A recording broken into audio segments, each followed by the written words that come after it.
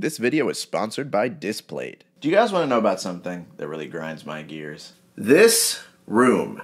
See, you guys only see this angle, but I really don't like that wall. It's just so plain and boring. If only there was something I could put on it. Like today's sponsor, Displate.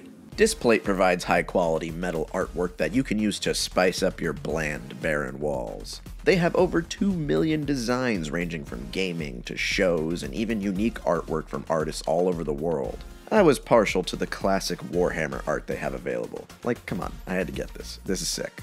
And the best part is, you don't need no fancy tools, you don't have to mess up your walls. You just slap on the sticker leaf and magnet and boom, you're done. And with this system, you can also swap designs in and out at will. Maybe grandma's coming over and she'd prefer to see this nice Vati-Vidya art piece featuring the new Displate texture finish. That's right, you don't have to just get flat images, you can display something a little spicier. So if you guys want to check out Displate for yourself, you can click the discount link in the description or go to displate.com/cosmonaut and use code Cosmonaut to get 22% off 1 or 2 Displates and 30% off 3 or more Displates. Keep in mind, the discount is automatically applied at checkout if you use my link. Just in case you missed it, you can click the discount link below or go to displate.com/cosmonaut and use code Cosmonaut to get 22% off 1 or 2 Displates and 30% off 3 or more Displates. And of course, I'd like to thank Displate for sponsoring this video.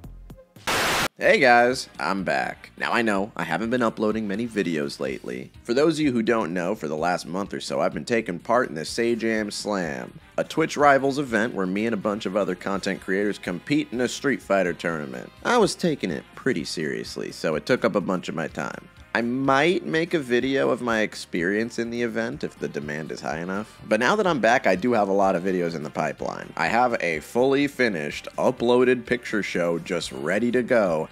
I'm just waiting for Paramount to release it from copyright hell. I also have a Halloween special planned, and as usual, I have a big winter project. Plus, there's some quickies I'm going to sprinkle here and there, alright? There's going to be videos, okay? I'm going to make it up to you guys. But at the end of the day, I know what you sickos really want. You want me to talk about superhero movies. Superhero movies are, of course, my bread and butter. And honestly, this year I've felt the drought a little bit. I was really hoping we'd have more bad superhero movies at this point, but Kraven got delayed and Venom 3 isn't out yet. But one thing you guys keep asking me to do is to go over my opinion on the new course-corrected MCU lineup.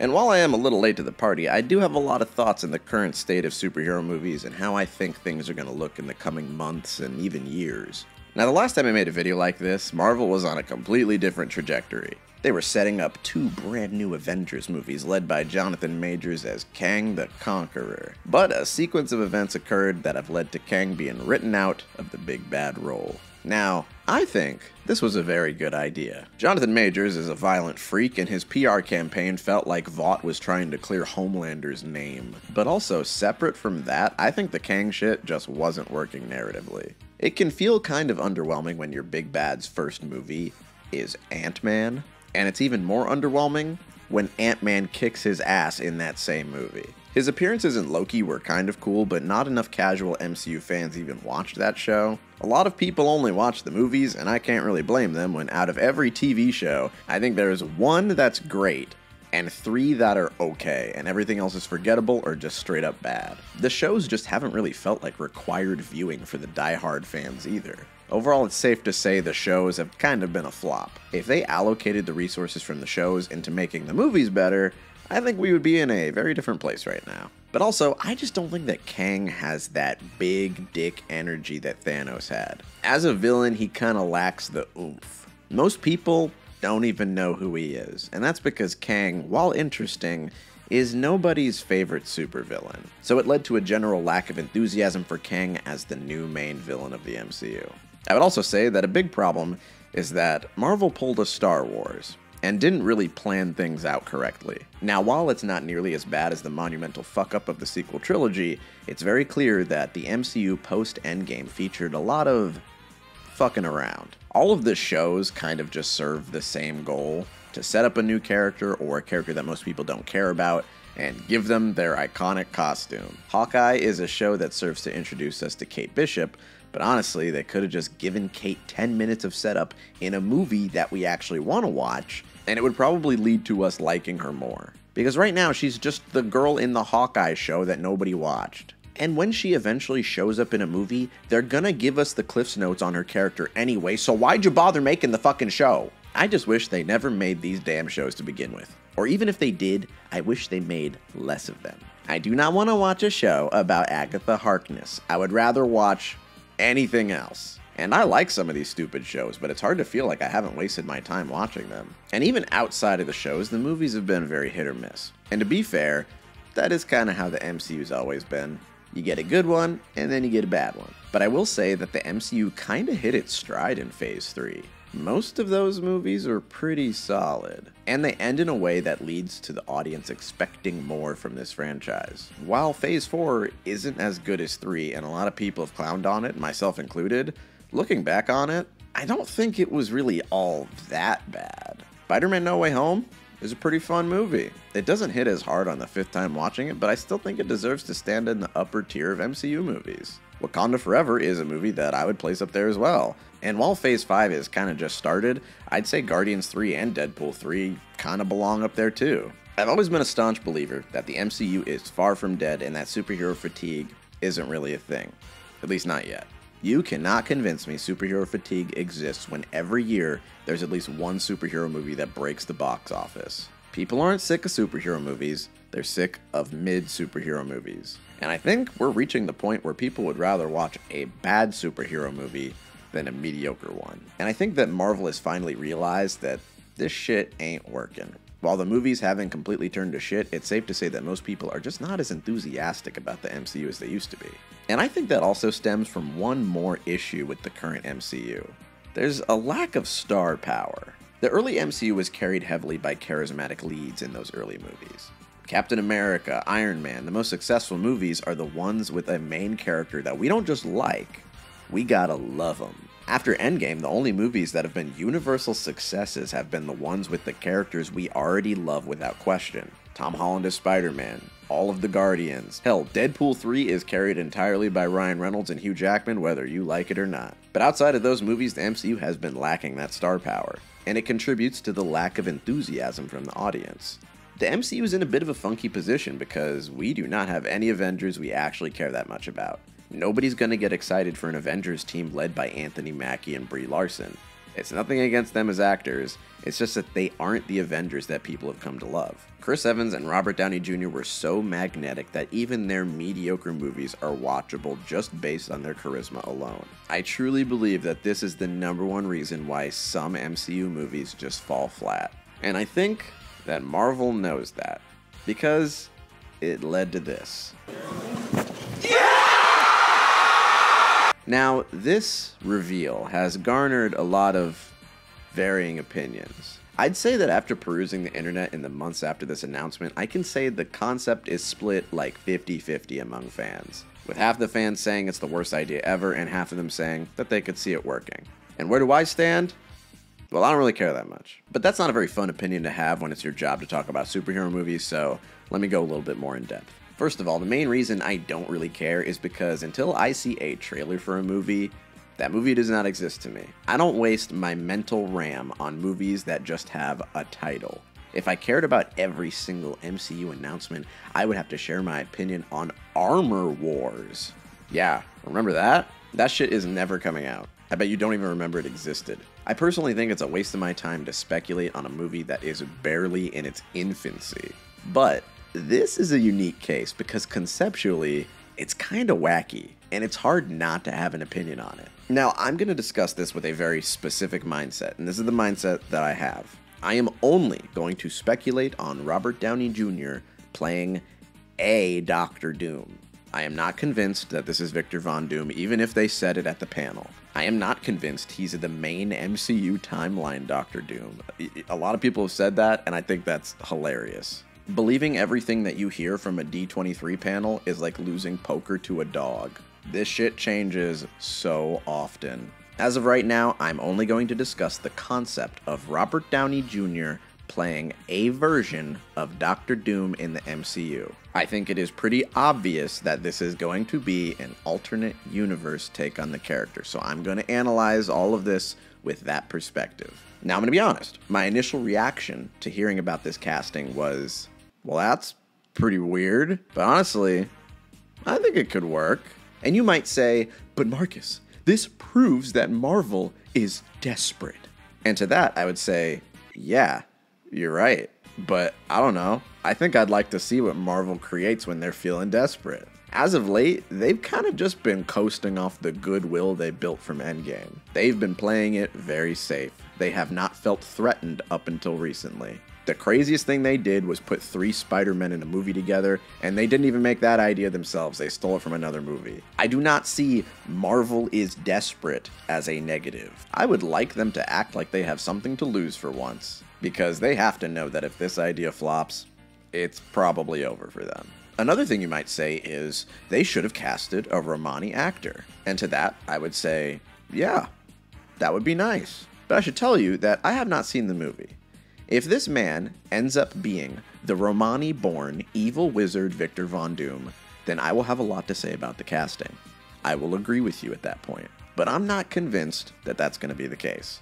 If this version of the character is Romani and he is being played by Robert Downey Jr., then I understand the complaints. All I'm saying is that right now, on this day, I am assuming the character is going to be something completely different. And I reserve judgment until I see more about this character. And lastly, some of you might say, Marcus, this ruins Doom's character. And to that, I would say, again, we haven't seen the movie. So I'm not really inclined to agree with you. Because I've always held the opinion that if you change aspects of a well-established character, but you do it in service of a new and unique story, then I don't give a fuck what you change. Miles Morales from the Spider-Verse movies is almost nothing like his comic counterpart, and he's better for that. Peter Quill in the MCU is also nothing like his comic counterpart. Hell, 90% of the Guardians have been changed drastically. The only one who's faithful to the source material is the talking tree. And I am a big fan of Dr. Doom, but I strongly believe that Doom is a character you can adapt in a ton of different ways. Right now, one of my favorite takes on the character is the current Ultimates run, where an alternate universe Reed Richards holds the moniker of Dr. Doom. And when I heard this announcement, that was the first thing that came to mind. In that universe, Dr. Doom is not Victor Von Doom, he's a white guy that we're already familiar with. To me, it is very similar. And if you say that Doom can only work if he is named Victor and rules over Latveria, then I'm sorry, I just do not agree. I think that's a very boring way to look at adaptations. See, when I tweeted about this casting announcement when it happened, I said that the comic book fan in me thinks that this idea could work. And a lot of people came at me because they claim anybody who loves comics would agree that this casting is bad, and that I'm not a real comic book fan. And to those people I have to say, you and I are not the same. I hold the belief that comics are at their best when they do something weird, something that would initially raise your eyebrow. All of the X-Men live on a creepy sex cult island where they can't die? Sounds pretty weird, but it turns out it's pretty cool. I remember years ago, back when I first heard about Superior Spider-Man. I was working a retail job, I didn't really read comics at the time, and my coworker told me about it. He was like, yeah, Spider-Man's dead right now, and Dr. Octopus is currently Spider-Man. And I was like, well, that's stupid, I'm not reading that shit. And now look at me. For some reason, I'm the biggest Superior Spider-Man fan. One of my favorite Spider-Man stories is one where Peter Parker isn't even Spider-Man. And yeah, that story has a lot of problems, but I look past a lot of those problems because the story is just so different. It's trying something that no other medium could pull off. Something absolutely nuts could just happen in your favorite comic and completely change the way that you view it. And that's what makes the format so great. I personally am very sick of watching mid-Marvel movies. I want to see something batshit crazy, and conceptually, you have to admit, this is pretty crazy. But I think it goes without saying that this is definitely a sink or swim decision for the company. It's either going to make people completely give up on the MCU, or it's actually going to work. And the prospect of both of those options has me feeling a way that I haven't felt in a while. I'm actually curious to see how it all turns out. So yeah, I'm not saying it's a foolproof genius idea, but I'm also not saying it's the worst idea ever and that it's not going to work. I think it's a very weird choice that's either going to result in the stupidest thing I've ever seen, or something that people didn't expect to like.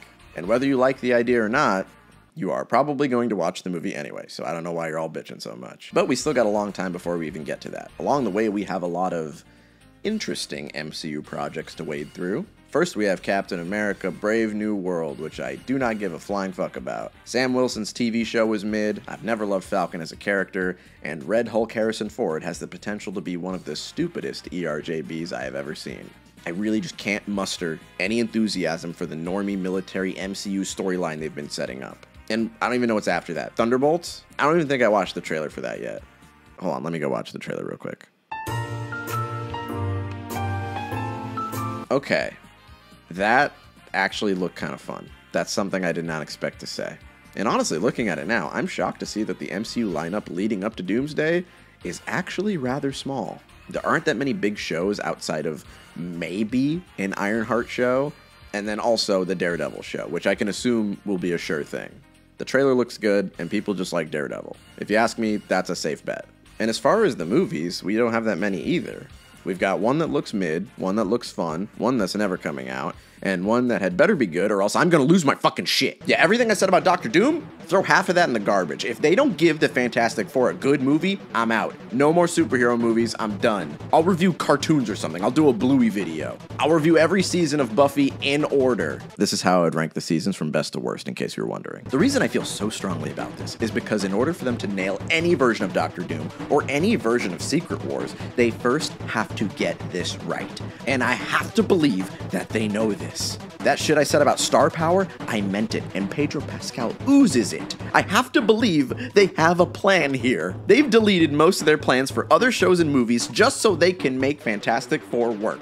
This is the last bit of hopium you will ever see me huffing. I've given Marvel the benefit of the doubt more than anybody else, but this is where I draw a line in the sand. You do not fuck this up. You don't get to. If this movie is a hit, it can save the MCU. It will restore my faith in this franchise, and if it's not, I will never forgive you, Kevin!